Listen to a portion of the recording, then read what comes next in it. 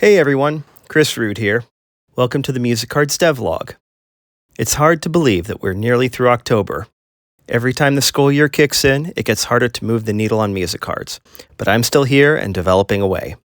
About a year ago, I said I would start a devlog for the site, but honestly, most of the work that I was doing back then was way too technical for the music educators this app is meant for, so I held off. If you feel like you've missed out on that phase, don't worry. It has very little to do with music and a lot to do with software development things. I'm building a web app called MusicCards.io. It helps music educators get data on what their students know without the fuss of worksheets, tests, and grading. It combines practicing memorizing flashcards with assessment to provide continuous flow of data at your fingertips.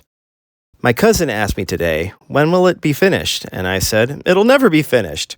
Half a joke, but also true. In web development, there's no real finish line, just ongoing improvements, bug fixes, and new ideas. But for all practical purposes, MusicCards.io is live and available for schools and teachers right now. A year ago, I'd have said it was not ready, but now I am more than confident that it is a great tool for the beginning band and orchestra. There's one small caveat. The documentation is still under construction. But with that being all we need right now, I may as well start vlogging about the site while getting these finishing touches together. So if you want to learn more about music cards, like this video, subscribe to the channel, and share this video with other music teachers so we can get the word out. A link to the official web app is in the description. Latest news, adding strings to music cards.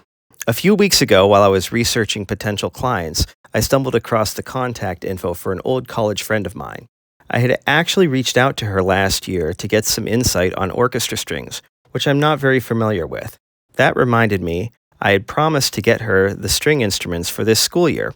So over the past couple of weeks, I focused on adding 4 main string instruments, violin, viola, cello, and bass, to the Music Cards curriculum library. Most of the framework was already in place, but the finishing touches were a bit tedious, especially for viola since it reads alto clef. But now strings are officially live on MusicCards.io. With that wrapped up, I've shifted gears towards documenting the curriculum. It's been a long road figuring out how to describe what MusicCard actually does instructionally. As I've started reaching out to school districts, I've realized how important it is to have clear documentation, not just for teachers using the app, but also helping them present music cards to building administrators. One of the biggest challenges has been defining what lesson plan means in the music cards world. Traditional lesson plans follow a slow cycle of pre-test, teach, review, and test, often over several weeks. Music Cards flips that model on its head and uses continuous assessment, meaning the moment a student answers a flashcard, Music Cards can use the data to decide how to proceed in their practice.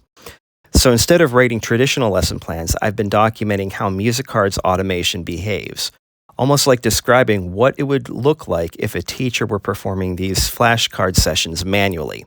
It's deep work, but incredibly satisfying. One of the most exciting developments recently has been the Curriculum Explorer. It is not ready yet, but I hope to have it out soon. Originally, I built it as a developer tool, a way for me to browse through the curriculum and double-check that everything looked right.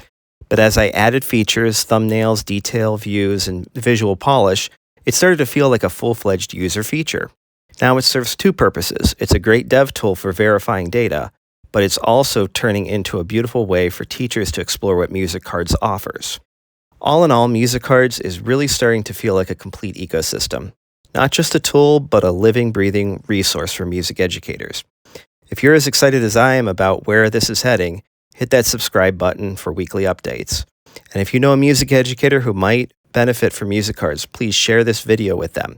Thanks for watching, and I'll see you in the next devlog.